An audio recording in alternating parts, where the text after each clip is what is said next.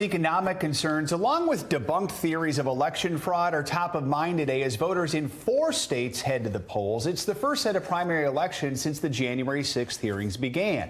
NBC News senior political editor Mark Murray is with us to break down some of the key races today. Mark, good to have you with us this morning. Let's start with Nevada and the Republican Senate race. We have the former Nevada Attorney General Adam Laxalt, who chaired Trump's reelection campaign in that state. He's up against businessman and veteran Sam Brown. They're looking to unseat the Democrat, the incumbent, Catherine Cortez Masto, who's considered one of the more vulnerable incumbents this cycle. So what should we know about that one?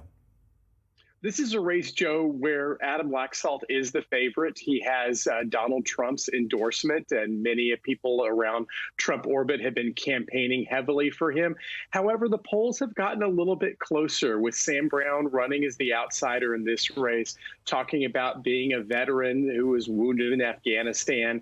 The expectation still is that Laxalt will win, setting up, as you mentioned, one of the key Senate contests that we're going to end up seeing with Democrats certainly having the political headwinds in their face, and Catherine Cortez Masto facing a potentially really tough bid for re-election. And the Nevada governor's race also features a vulnerable Democratic incumbent, Steve Sisolak. He's running unopposed in the Democratic primary. That certainly won't be the case come this November. So what should we know about the GOP primary and who he might face?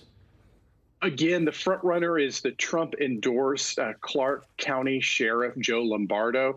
He's running against kind of a wide field of candidates that also ends up including the state's former Republican United States Senator Dean Heller. And again, Lombardo seems to have united a lot of factions in Trump world, as well as the Republican Party. We'll see what the returns are. But as you again mentioned, this is going to be a gubernatorial race in a battleground state like Nevada that we're all going to be watching in November. And let's also talk about South Carolina. You've got 2 Republican representatives who've actually been critical of Trump, so they're facing primary challengers. What are you watching for there? Yeah, these are my favorite races of the day, Joe. And as you ended up mentioning, this comes on the heels of the 2 recent January 6th committee hearings that we ended up getting. And in both cases, you end up having Donald Trump endorsing a primary challenger of Republican Congressman Tom Rice, who voted for Donald Trump's impeachment after the January 6th attack.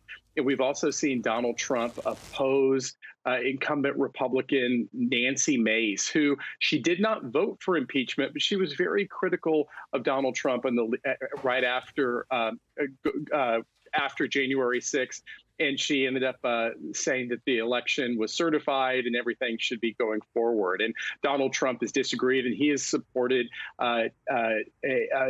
Katie Arrington, who ended up losing this race in a general election in 2018. And so this is kind of these 2 races represent Donald Trump's revenge tour. And we'll see if he actually gets revenge, especially after the January 6th hearings. Mark Murray says you should watch those races, then you should watch those races. Mark, thanks so much for joining us this morning. We appreciate it.